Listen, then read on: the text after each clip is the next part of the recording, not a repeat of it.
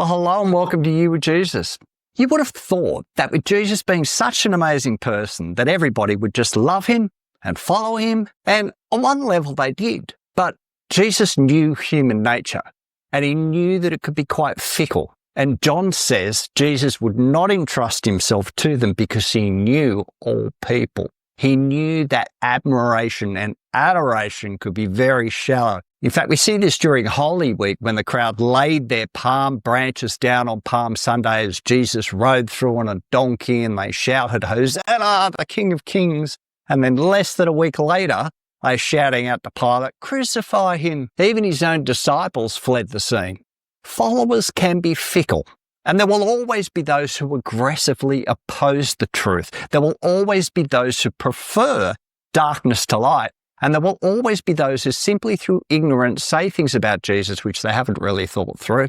And that is as true today as it was 2,000 years ago. So we've been looking at the nature of the kingdom that Jesus brings. We've seen that the kingdom has authority over demonic powers, that the kingdom brings healing, and that the kingdom is one of inclusion, not exclusion, offering forgiveness to all in need, regardless of their station in life or the wrong that they've done. But we need to also highlight that the kingdom divides. It will be wonderful to think we could all just unite as the people of the earth around the person of Jesus. But the plain fact is some people want it and some people don't. In the following passage, we will read about two groups of people. One group, Jesus' family, just didn't understand.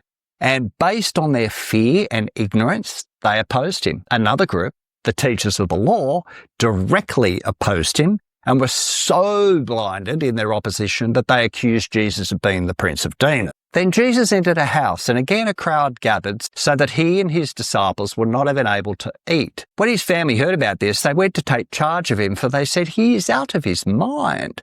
And the teachers of the law who came down from Jerusalem said, "He's possessed by Beelzebub. By the prince of demons he is driving out demons." So Jesus called them over to him and began to speak to them in parables.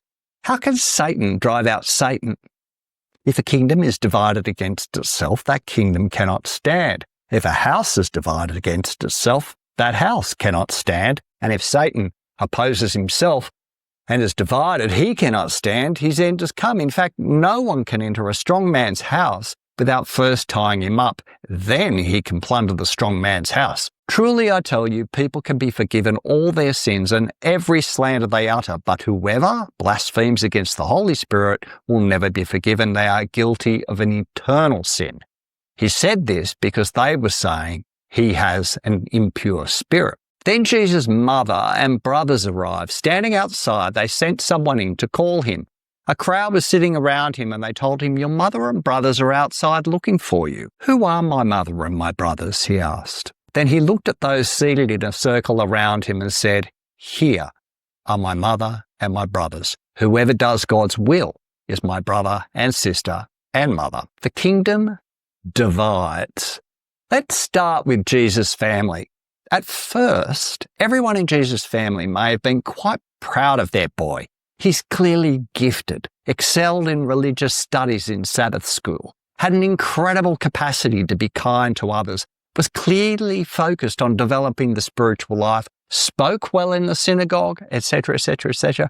But now things were getting a bit out of hand. Crowds were beginning to hear him in greater and greater numbers, and his reputation had caught the attention not only of the local religious leaders, but the teachers of the law who had come all the way from Jerusalem to check out this new phenomena, this heretic from Nazareth. And now his family are getting uncomfortable. I read a story this week of a young Muslim woman in Pakistan who came to faith in Jesus. And in this book, I dared to call him father. At first, her family were genuinely excited for her. She had become happier, more purposeful in life, easy to get on with, all the qualities you would want in your own daughter. They had only one request of her: do not make your faith public. And she said, "I'm sorry, I just can't do what you ask. This is the most important thing in my life. I can't keep quiet about it." And they responded, "Well, I'm sure your God wouldn't mind if you kept quiet. He knows you believe in him. That's enough." They went on, "We're afraid that someone will kill you. And if you get into trouble, None of your friends or family can stand by you. The ones you care about the most will have to turn their backs on you. And that's exactly what happened. The kingdom divides. And so here is Jesus in the middle of a teaching session with a large crowd gathered in a house, being summoned by his family. This had all gone too far. And now Jesus was, in the words of the original Greek, existomai, or out of his mind. He'd lost the plot. And they had gone there to take charge of him, to manage him, to get him under control, to contain his religious expressions to an acceptable level. What was their motivation? Perhaps it was a genuine concern for his mental health. Perhaps because it was reflecting awkwardly on them. People were gossiping about Jesus and his family in the marketplace. Perhaps it was bad for business. Perhaps they feared being kicked out of the synagogue for supporting a heretic.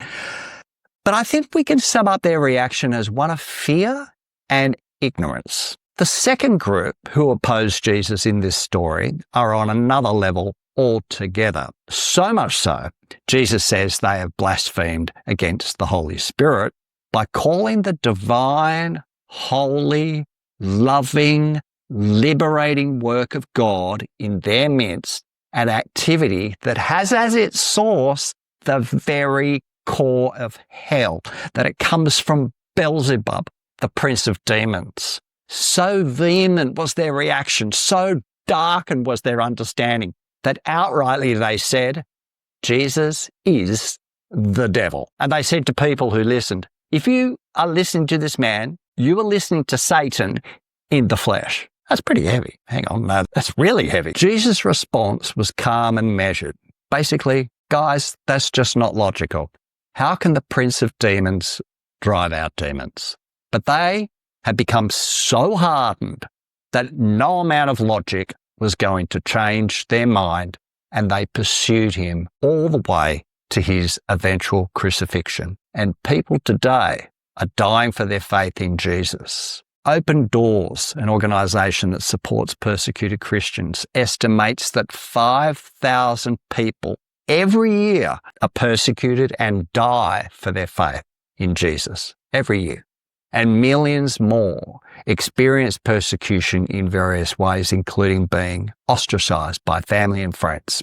The kingdom divides. Now, as a follower in Jesus, I don't go out of my way to be a jerk so that I attract ostracism for all the wrong reasons. However, I need to recognise that my beliefs and what I stand for will not be received by many people, most times because of fear and ignorance. And sometimes because people are hell-bent on covering over light and silencing truth. This may not lead to my death, but it may mean being cut out of various social situations. It may mean snide remarks at family gatherings. It may mean discrimination in the workplace, being overlooked for promotion. But Jesus says something in this interaction that throws out a challenging and comforting perspective. In response to them saying, your mother and brothers are outside looking for you, he says, who are my mothers and brothers? He looks around at those seated in a circle around him and says, here are my mother and my brothers.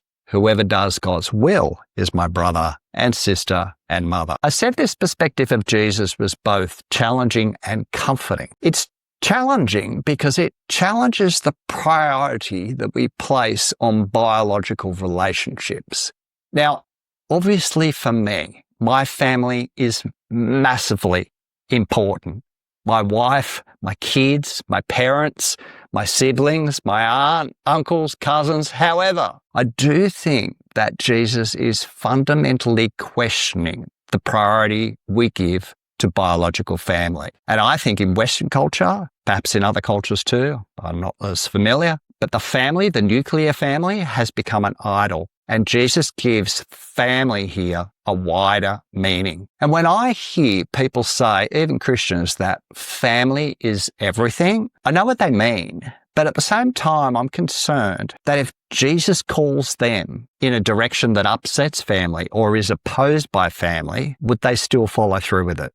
If family is everything, can we still say, Jesus is my Lord? But having God's family as our first family, although it challenges our paradigms, is also an incredible comfort. Bilquis Sheik, in this book, I Dare to Call Him Father, is reflecting on the rejection she experienced from her family and the new relationships that she now has in the community and the church.